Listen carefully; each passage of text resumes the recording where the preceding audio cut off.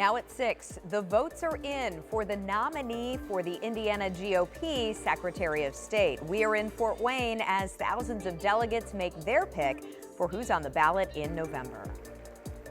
And we are looking at another storm threat for Sunday, including the possibility of tornadoes. I'll let you know what to expect and when they could arrive. Plus, Juneteenth celebrations continue across central Indiana. See how communities are coming together and sharing a powerful message about freedom. We start tonight with an incumbent ousted. Just in the last hour, Indiana Republicans chose their nominee for Indiana Secretary of State, and it is not current Secretary of State Diego Morales. So this happened in Fort Wayne at the GOP State Convention. That's where our State House reporter Emily Longnecker is tonight with those results. Emily? Hey, Jenny. Yeah, after 2 rounds of voting and 5 hours, Republican delegates chose Max Engling with 867 votes to be the Republican nominee for Secretary of State in November. Now, going in today, the 1,800 delegates had 4 choices. Conservative activist Jamie Reitnauer fell in the first round of voting. The second round saw the incumbent Secretary of State Diego Morales and Knox County Clerk David Shelton losing to Engling as well. Engling, a former top aide to U.S. Senator Jim Banks, entered the race late after top Republicans withdrew their support for Diego Morales over concerns about his electability in November. Engling said his top priority as Secretary of State would be closing the primaries in Indiana. That means only registered Republicans could choose Republican candidates in the primaries. We're going to win when we get there in November, and the goal is to have common sense solutions where we tighten the security around our elections. I've already said it. We're here to close the primaries, make sure that only citizens are voting in our elections, and then to stop the business fraud that we've seen around these shell trucking companies that have popped up around the state. So we'll get our message out there. We have an excellent opportunity to move forward as a team, as a Republican team, and we're excited to do that. And also late breaking tonight, former Republican Indianapolis Mayor Greg Ballard's campaign announcing that he has collected over 52,000 signatures to be on the ballot in November as an independent. You only need 37,000 signatures to get that done. Ballard says there are more independents than Republicans and Democrats in Indiana, and he believes that voters are looking for a third independent option. Engling was asked about that afterwards after he won the nomination, and he said, you know, look, if Ballard is on the ballot, he's on the ballot. He says his campaign is moving forward as one Republican team with that top priority of closing the primaries here in Indiana. Jenny? And Emily, you know, November's still far away, but we have been talking about this particular race for Secretary of State for months now. So explain again, give us some context why this race is so important as we head into November. Well, you know, Jenny, the Secretary of State is the chief election officer for the state of Indiana, and we hear a lot of talk and concerns about election security and voting rights. So those 2 reasons alone are reasons enough to be watching this race. Then you had on the Republican side going into this today, you had a really embattled incumbent in Secretary of State Diego Morales. Many top Republicans in his own party withdrew their support in the last month for him, concerned about his electability in November over questions over some of his hiring practices and spending in his office. So that's on the Republican side, and you had 3 challengers going against this incumbent today. So that's the Republican side.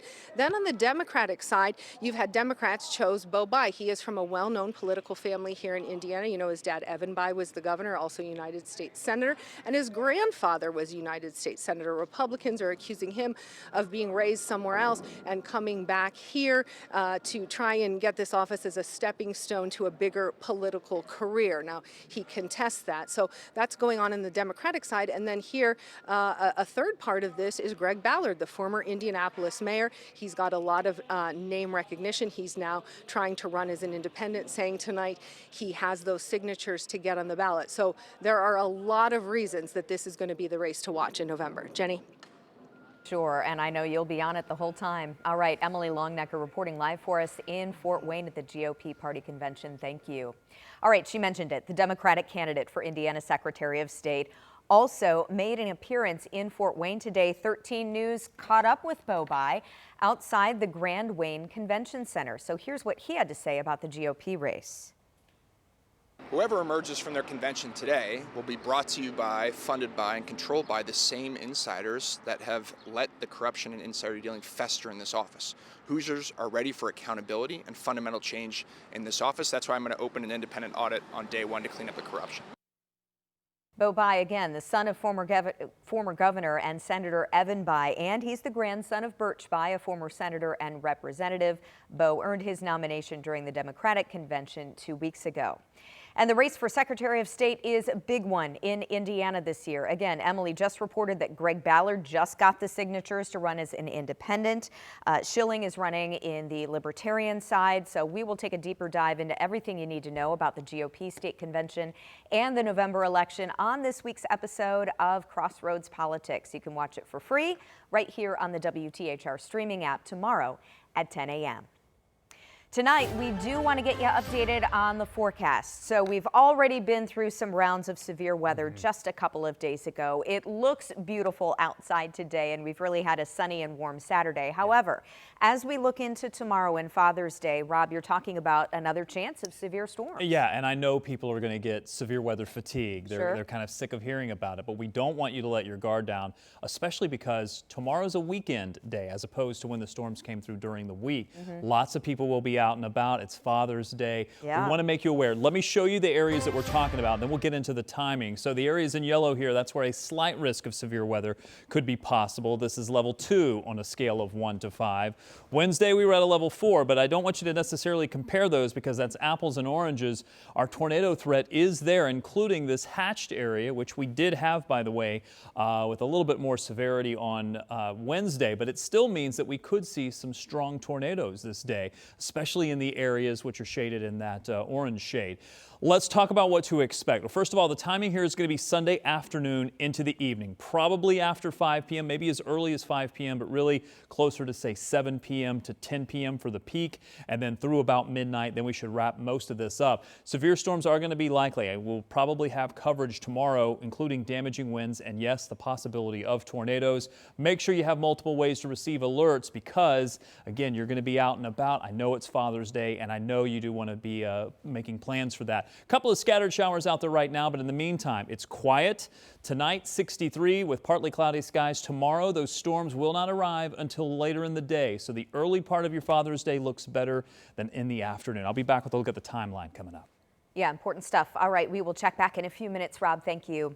Well, we just learned some tragic news tonight about a missing child in Cass County. Conservation officers recovered the child's body in a lake Friday afternoon. So we'll show you the area where they were searching. This is France Park, just west of Logansport. After the child disappeared, DNR says a recreational diver found their body in the lake.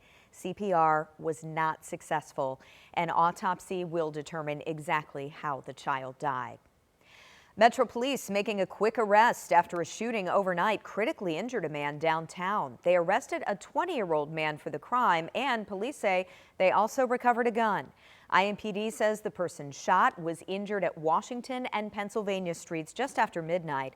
Police believe the victim was in a fight with 2 other people when the 20-year-old pulled a gun and shot him.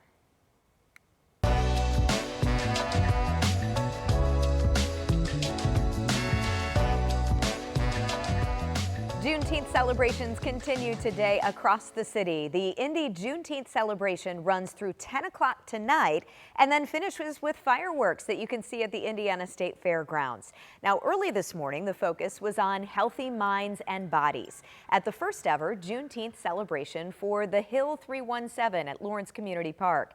The activities started with an almost 3-mile freedom walk. That's what you see here.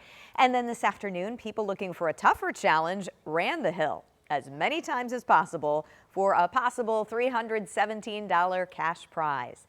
A kickball tournament was also on the schedule today. We just celebrating us, you know, with the hill and everything. You know, it's predominantly, it's open to everybody, but it's predominantly African Americans out here. And it's just another way to celebrate us and give back to our community in itself. You know, we welcome and encourage everybody to come out here, but, you know, we just wanted to give something for, you know, the people of the African American culture.